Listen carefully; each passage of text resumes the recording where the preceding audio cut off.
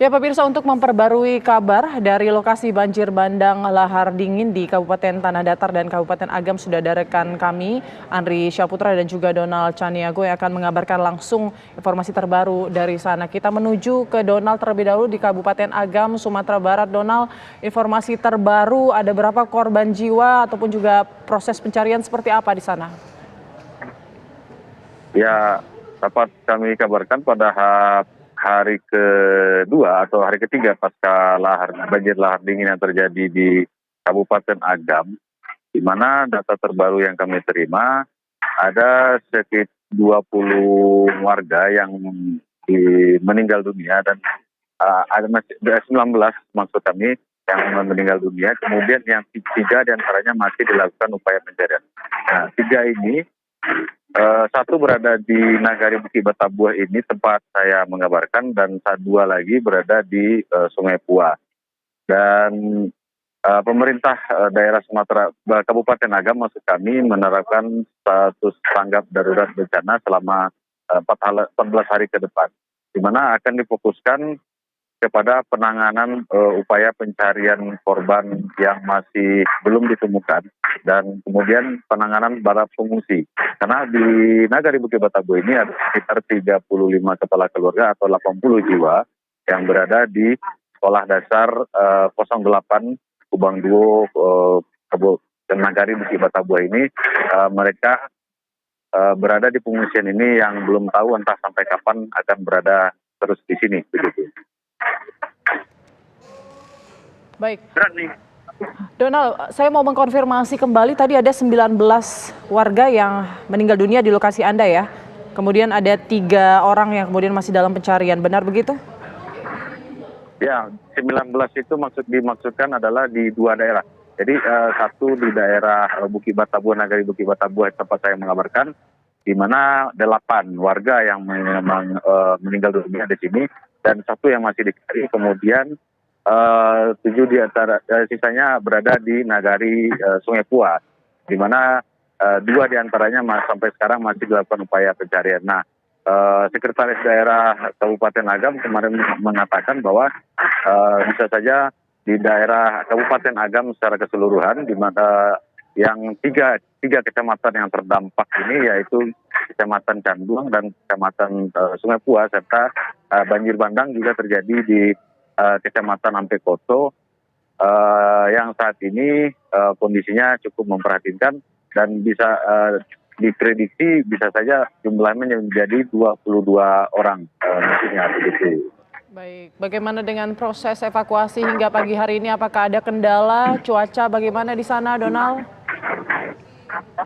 Ya, kalau kendala cuaca kami perhatikan di daerah ini pagi hingga siang itu cenderung cerah, kemudian sore hingga malam atau dini hari itu cenderung hujan. Karena di kawasan ini juga kondisi sungai-sungai yang berada di berhulu dari puncak Gunung Marapi ini masih sangat-sangat labil. Ini terbukti sekarang ada 3 buah alat berat yang mengupayakan untuk melakukan normalisasi sungai ini. Karena diharapkan jika hujan ataupun ancaman lahar dingin susulan, maka material-material yang menimbun jalur air di sungai ini sudah bisa dialirkan dengan baik. Dan fokus pencarian juga dilakukan di daerah kawasan Embung yang datanya sekitar 2 km dari tempat saya mengabarkan, di mana masih mencari satu orang wanita yang hingga saat ini belum ditemukan juga begitu. Baik, Donald, kalau kita melihat gambar itu banyak batu-batuan besar, apakah itu batu-batuan yang memang terseret dari Gunung Marapi ya? Dan ini kalau kita lihat cukup parah ya, karena batu-batuan ini cukup banyak ya berada di Kabupaten Agam, Sumatera Barat. Ya, ini merupakan banjir lahar dingin yang kedua setelah 5 Maret yang lalu, di mana saat itu beruntung tidak menimbulkan korban jiwa. Dan pasca kejadian 5 Maret yang lalu, ini sungai yang berada tempat saya mengabarkan ini sudah dinormalisasi, sudah berhasil dibersihkan dari sisa-sisa material-material yang ada dan sudah normal sebenarnya. Namun lahar dingin yang terjadi pada Sabtu malam kemarin itu, nah ini semuanya material-material baru yang datang dari hulunya dari puncak Gunung Merapi, di mana hingga saat ini Gunung Merapi Sumatera Barat ini masih berstatus siaga atau level 2 dengan radius aman 4,5 kilometer. Dan ini menjadi ancaman banjir lahar dingin ini menjadi ancaman sekunder atau ancaman lanjutan dari proses dari erupsi dari Gunung Merapi ini. Dan kami perhatikan sisa-sisa material seperti batu-batu yang berukuran besar serta kayu-kayu yang hanyut dari atas ini merupakan dari lereng dari Gunung Merapi sendiri, dan pasir atau tanah atau lumpur yang berada di tempat saya mengabarkan ini memang berasal dari material abu vulkanik yang sudah keluar sejak ditetapkannya status Gunung Merapi menjadi siaga pada Januari yang lalu, begitu. Baik.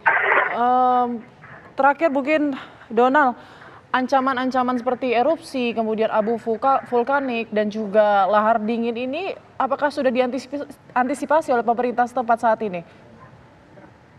Ya, pemerintah setempat juga sudah mengantisipasi ini terjadi setelah ditetapkannya kenaikan status Gunung Merapi oleh PVMBG pada Januari yang lalu.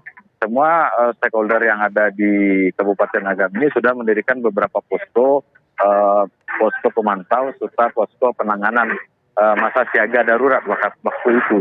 Nah, di mana sebelumnya PVMBG sudah mewanti-wanti atau mengingatkan bahwa adanya ancaman lanjutan atau ancaman sekunder dari pasca erupsi Gunung Merapi ini. Nah, berupa lahar dingin yang baru saja terjadi 2 hari yang lalu.